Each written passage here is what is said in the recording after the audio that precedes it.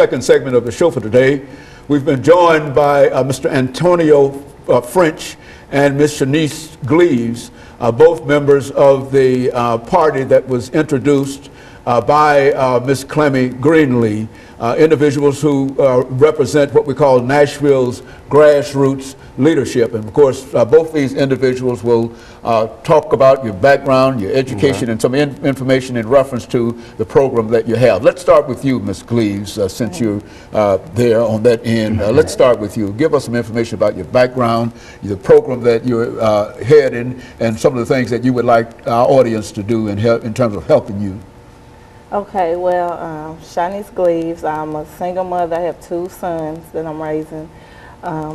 Jules, I started Jules basically because of different stuff that I went through and did as a teenager, and I always felt like no girl should have to go down the same pathways if it's other people out here that can stop them and help them. You know, I feel like if I would have had people to stop and talk to me about different decisions, then I probably wouldn't have made none of the mistakes that I made. So that's what I want to give to girls. JULE stands for instilling joy, empowerment, wisdom, excellence, leadership, and support to young ladies in Nashville. And so that's an acronym for a real idea in reference to what you're trying to achieve. And if they remember those letters, they can sort of unite with you in reference to it. And we'll get back to that after Mr. French gives us some information in reference to his background as well as some of the things that he's involved in now. Okay, well, my name is Antonio French. I'm 31 years old, be 32. A little bit about, I have an organization called Christ Swag Entertainment. It consists of about 13 youth from the ages 8 to 17. And basically what it is last year around August, my church, they usually do a program called Hallelujah Night on Halloween. And I was practicing with these youth, and after a while, after the date came and went, you know, my heart was troubled. Like, you know, we have all these youth that are showing up wanting to do something positive. What do we do now that, you know, this date is come and gone? So we just been rehearsing ever since then, putting together a musical presentation, taking it around to different churches and youth events, just encouraging and motivating our youth in a positive way, you know, through our music and poetry and dance. And it's catching on. Our youth are being motivated, encouraged to do something positive with themselves. You know, I make sure that they get the teaching that they need, you know, as far as, you know, the word. We believe in Jesus. So, you know, that's the foundation of what we do. And we just go out just spreading that word and that light, just having fun with it, yeah. And of course, Ms. Gleaves, your organization is primarily concerned with young women, is it not? Yes. And now, what would you say to those this morning, those young women this morning, that should be interested in what you're doing? I mean, how would you pitch them this morning? What I would just, what I do is I just try to instill in them know that they do have a purpose, and they are somebody, and that, you know, you don't have to wear the short shorts or the little bitty clothes to fit in or to feel good. You are beautiful.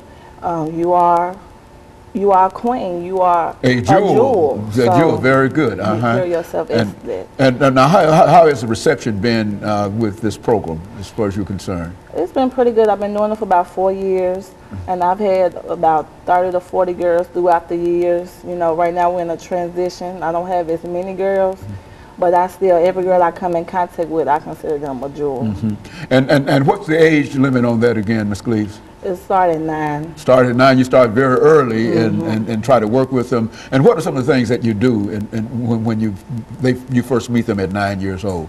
Well, I have hygiene, etiquette training. I have self-esteem workshops. We meet every Monday night at 6:30. So we do a lot of self-esteem building, a lot of letting them understand who they are and hygiene and all that. Everything that's important for a young lady in order for her to have a good understanding as she grows. Is that what we're saying? Okay, Mr. French, let's look at your organization again, and what are some of the things that you'd like for our audience to know about some of the things that you're doing, and how could they support you?